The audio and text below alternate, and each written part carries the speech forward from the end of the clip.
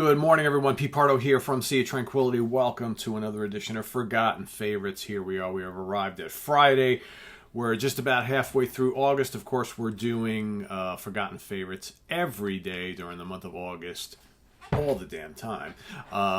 Today, we're going to take a look at a cool band, another one of those one-and-done bands, one album.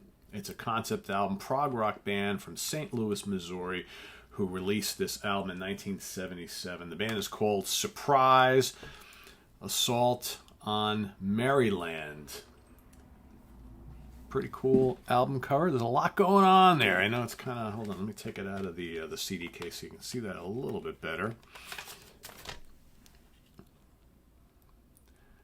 As you can tell, I'm sure the original LP probably could see a little bit more definition, because here it just looks like this big blob of colors and stuff. But if you look very carefully, the band's name is down on there. You got Assault on Merryland up top. You got a castle. You got all sorts of cool things going on there.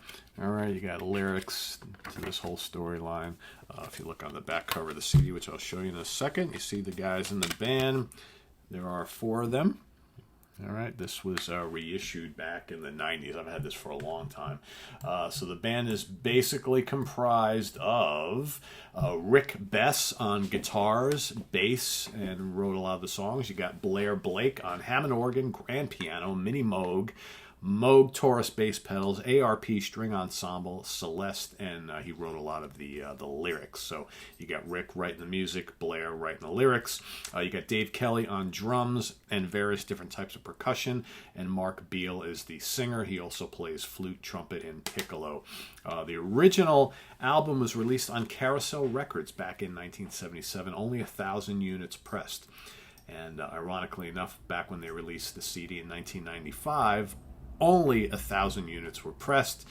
It was released on Zarathustra Progressive Recordings, and thankfully, you know, again, another one of those cool, like, rarities from the vaults that, again, whether it's still available now, if you can still get it today, I don't know. I bought it shortly when, you know, right around the time when it was first reissued on CD, and kind of a cool little oddity, rarity in the history of progressive rock. So, again, an American band, right? So they do, it's funny, while you listen to the band Surprise, you do hear some influences, but not blatantly so. Like, I don't put this on and say, oh my god, it sounds exactly like Yes, or it sounds exactly like Genesis, or ELP, or King Crimson, or Kansas, or whoever.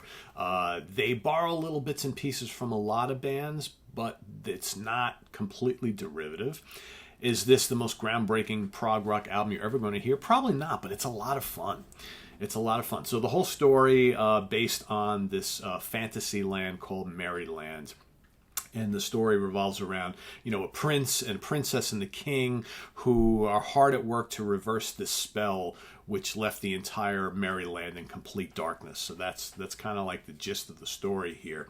It's very symphonic. It's pretty rocking in spots as well.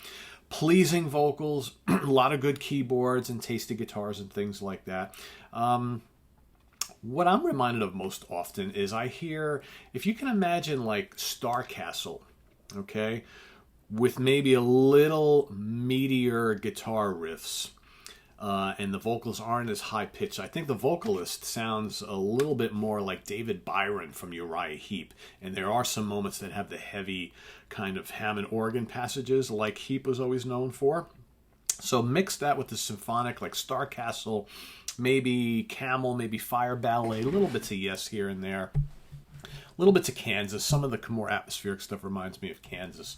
But, you know, it's all really, really strong. It's not a relatively long album. It's like, what, about 45, 46 minutes long.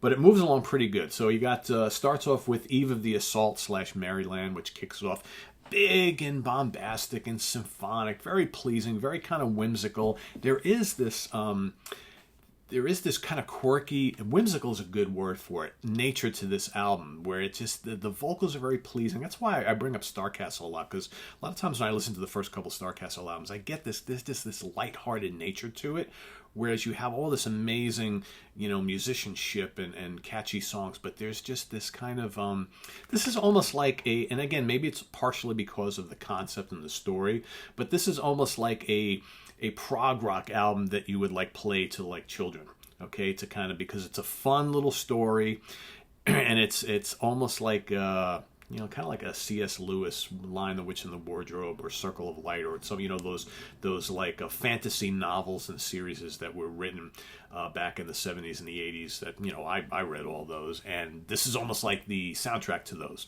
If it kind of makes any sense, I don't know if that makes much sense, but it's kind of it's just very lighthearted, whimsical, fun. You know, challenging musically in spots, sure. Moving on through the track list, you've got the Acrobat Between the Stars. Most of the songs run, you know, 3 to 6 minutes. There's nothing really overly long on here. You got Palace of King Ferris. Okay, grand, majestic keyboards and vocals. Some of the passages will remind you a little bit of Styx on occasion. Okay, some of the keyboard tones, some of the heavier riffing, all right, and the big vocal harmonies. But you know, like I said, the music is a little more complex than Styx. You got the first spot on the album where they rock things up a bit, which is Tyrangatang, okay, which is the 4th track. That's pretty heavy. It's about 5 minutes long. It's got some good riffs and really good organ and synths going on there. Then you got Dance of the Tarantella, all right, and Tournament of Love. Another really great track on one of the more heavier songs is March of the Squadamorars, okay, which again figures some heavier riffs and just real, you know, big symphonic keyboards and what have you.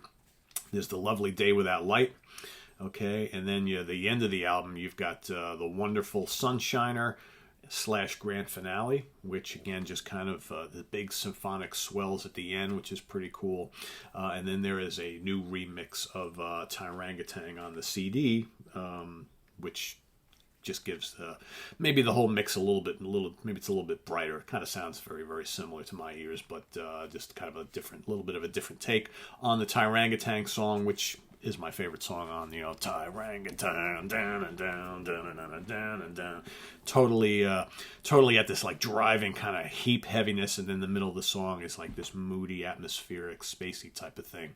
Really cool album. Like I said, it's one of those albums where you're not going to confuse this with Close to the Edge or, you know, stuff like that. But that's okay, because not everything can be that absolutely mind blowing. But if you're into like rare, fun 70s prog rock rarities, and I know most real fans of the genre love the kind of obscure stuff, this is definitely one to check out. You know, again, only album they ever did, and obviously the big record contract didn't quite happen, but it's a fun album, and if you can get a copy or even just go try and find it and listen to it, it's well worth seeking out. And I have enjoyed this for quite a long time. It's hard to believe I got this like 26 years ago already. It's like, oof, how time is flying. So yeah, Assault on Merryland by the band Surprise, U.S. Prague from 1977, St. Louis, Missouri. Check it out. And if you haven't heard it, go listen to it and let us know what you think. If you are familiar with it, just give us your thoughts on it. And thanks for watching. Visit us on the web at www.seatranquility.org. We're on Facebook, we're on Twitter, of course, we're here on YouTube all the damn time. Stay tuned for more Forgotten Favorites coming up each and every day throughout the rest of the month. We've got Martin Popoff joining me in the Funhouse just in a little bit, so stay tuned for that as well. And on Sunday, you've got Martin and myself facing off in the album homework assignment show, which will be moderated by Jamie Laszlo, so stay tuned for that on Sunday. And lots more coming next week. Hudson Valley Squares, In the Prague Seat, What's Hot with Sea Tranquility, The Monsters Den, and back at the Funhouse. So thanks for watching. I am Pete Pardo. Take care. See you soon.